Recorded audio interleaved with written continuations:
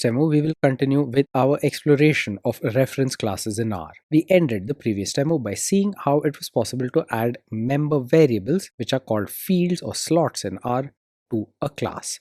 Now let's go ahead and add in some methods.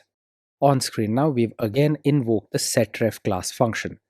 The return value from the setref class function can be thought of as a class factory. Using this, we can get objects of class account.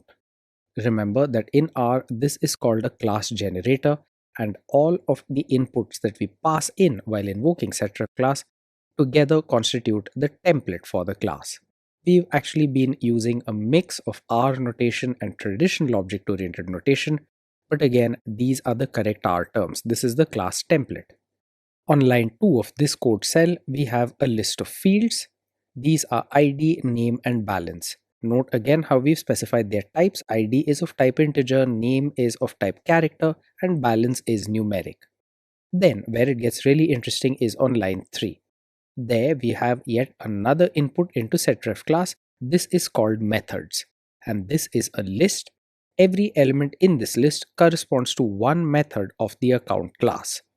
In this particular template, there's only one method, and that's called initialize. Now you should be aware that the initialize method has a special significance in R.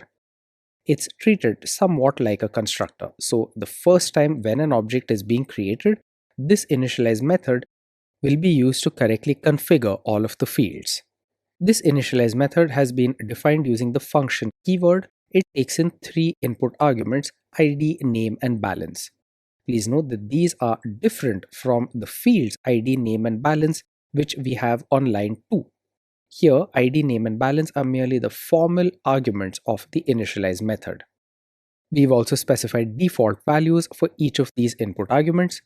These are all NAs, but these are NAs of specific types. So here, ID is NA integer, name is NA character, and balance is NA real. Note the presence of these type-specific values of NA. The first line of the initialize method, which is line 7 of this code cell, reads sets up the initial state of the account. You should know that in R, in reference classes, if the first line of a method is a string, it's considered to be the help text for that method. Then we have an invocation of message, which reads initializing account. This is just like a debug print statement for us. And then on lines 10, 11, and 12, we have something really interesting. These